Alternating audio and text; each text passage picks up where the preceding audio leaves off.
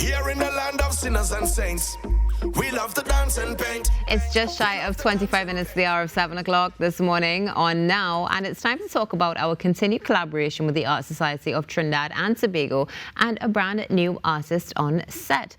Joining us this morning in studio is Gail Francis to share a bit more about her journey, her participation in an ongoing exhibition, and hopefully a bit more about herself as well. Good morning, Gail. How are you? Hi, good morning. I'm very good. Thank you for having me here. It's a pleasure to have you with us on set this morning. Thank you so much immediately for gracing us with your work because it's so bright, it's very punctuating as well, definitely brings some energy to that space. And it's quite interesting because we were just chatting off air, and one of the things that you were talking about is that you are a leadership coach. Yeah. And that's something that definitely brings the punch, brings the energy to individuals and levels them up basically, which is what we see in your artwork. How did you get into art? Actually, at school, I did a bit of art. It was not one of my subjects. And then one day I met the late Bosco Holder. And he said something to me. He said, everybody's an artist. Everybody has art in them. And after he said that, I went home and I started sketching like I used to in school. And then later on, one of my neighbors told me she was going to do a free art class with some old ladies. Nice. All seniors. And I asked, can I join? And she said, yeah, not a problem. And I joined. It was fun. I call them my art angels because they're all in their 70s and 80s. And but the leader of the art class was an artist, and she taught us the basics. And after that, she said I was the only serious one. The rest of them were just liming actually. Yeah. And after a certain period, she said, Gail, I think you should have an exhibition. I'm like, an exhibition? I'm like, no. I said, I will have it if the other ladies join me. And they all said no. So then she said, no, go ahead, do it. We will help you, we'll do it. And I did, I organized it, and I did 35 pieces, and out of the 35, 15 sold. Congratulations. And I only invited friends and family. And after that, I just took off. Now, that area was watercolors, which is one of the hardest mediums. It's very difficult, and I never liked my watercolor work.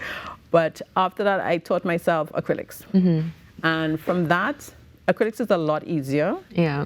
And the thing is, we're all creative within us, but then we use different mediums. Some use gardening, some use crocheting, you know, and art is my way. And it's very soothing. So you get into a zone when you start to paint. And because, like I mentioned earlier, I'm a professional leadership coach, leadership development coach, I encourage my participants to use those areas of themselves, that creative side, to soothe themselves. Because the stresses these days is horrible. It's getting worse and worse. So I said, you need to be doing something that brings back that energy. No, it's interesting now, as you speak about energy, and it's interesting to speak about soothing, because one of the things that was noted is that your style is rogue, which one doesn't necessarily correlate with that smooth energy. So walk us through that and what exactly it means. Actually, I got a term from that artist I follow on YouTube called Rafi, and he said he's a rogue artist. And it's all because we don't follow general rules, because the art industry has rules, not just in how you paint, but I guess when you go to do a degree in art, there are certain rules concepts you follow. I don't follow anything. I just paint what I want to paint. I try any technique I feel like trying. I paint any scene I feel like painting. I don't stick to the rules, and that's why I call myself a rogue artist, because I don't generally follow. It's interesting, and it definitely makes sense, because then it's sort of, you're in this constant evolution of catharsis in many ways, depending on what you're working on and how you're working on it. Yes. Is there anything in particular that you love to paint, like you would prefer to paint any day of the week? Abstracts are the easiest, and abstracts flow a lot easier from within. And there are different types of abstracts. I always remember once I was on YouTube just Googling and saw this artist, and he was doing a method, and it's one of those actually, and I said, I'm going to try that. And I did, and it did not come out like his at all, but it still came out pretty impressive, and I was like, this feels good. And since then, I've been doing the abstracts, and I also I plan to do an exhibition next year, all based on the geometric cubism, which is the one with the blue devils. Well, you know what? I'm ready to jump into that, and then we can come back to the upcoming exhibition and your exhibition happening next year as well. So this one that is right here next to me, this is Blue Devils and Chaos, correct? Yes. Walk us through the creation of this piece, because it's quite interesting. Yeah. I there's a particular artist I was looking at, and he uses the cubism technique as well as the geometric. So I started testing it out, and it was so much fun. I was just enjoying it. And then I said, let me put a creative Caribbean part it, like our Blue Devils. I'm also doing one right now with the ballet dancer. I'm doing one with an angel, but the background is all geometric. And it's just exciting. I love it. And yeah, that's when the idea came up. You get that joy from the piece, particularly with the colors, but also I love the fact that you're seeing the flame in front of the cubism and the way that it really, in many ways, speaks to our society as well. It's quite fascinating. Now, moving on to this next piece, something that we all know and we love as well. What's the name of this piece? Simple, hummingbird and hibiscus. Was this from a photo taken or an experience you had? It was from a photo taken. Again, as art is. The actual flower was a daffodil initially, and then it just evolved into hibiscus.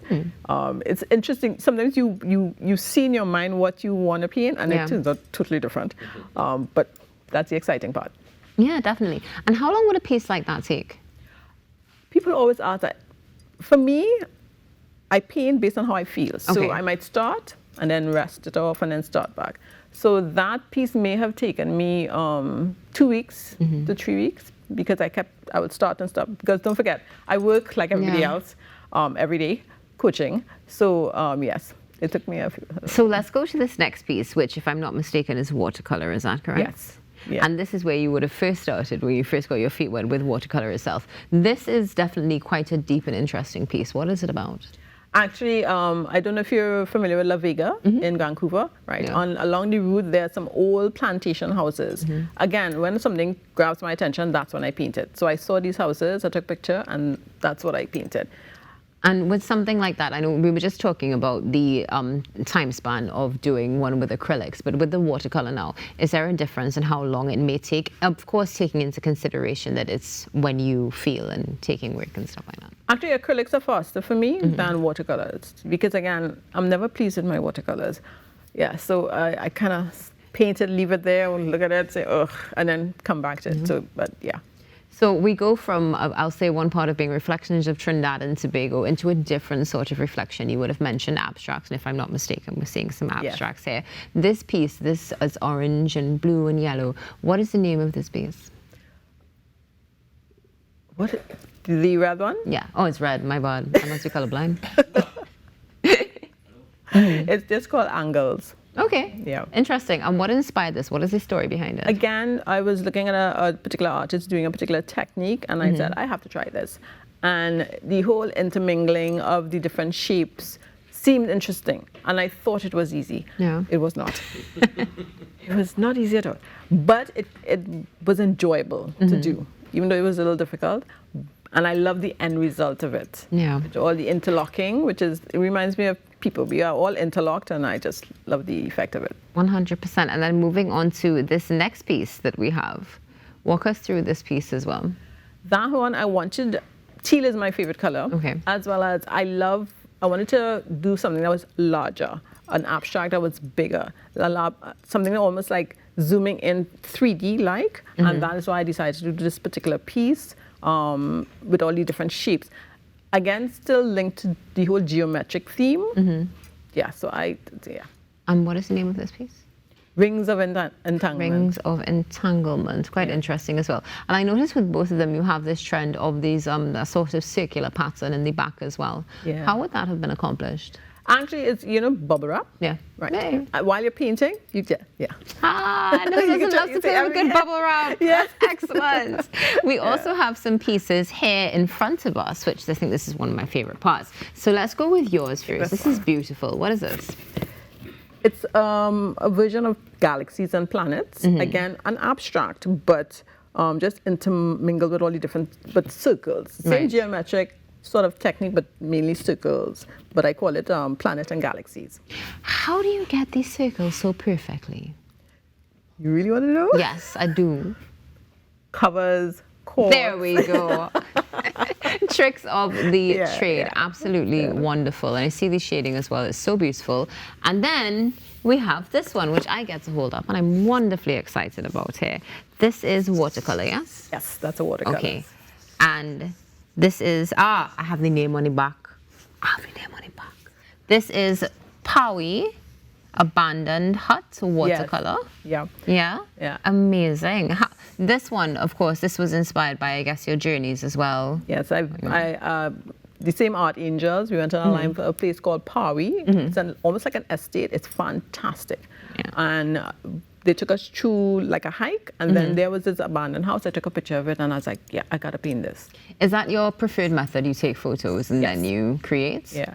And most often I do plein air, which is you set up everything and you paint in the open, but rarely. I prefer to take pictures. I always think that must be wonderfully therapeutic, being in the plein air. Yeah. Yeah, definitely. Of course, I'm not with the elements, withstanding the elements. Yes. Now, you did mention that you are looking at having an exhibition next year, but before we get to that, there is an ongoing exhibition happening right now at the Art Society of Trinidad and Tobago. Can you share with us some more details about that? Yes, it's called Peace in Pieces, and the Art Society tends to have exhibitions fairly often, encouraging artists to bring in their work.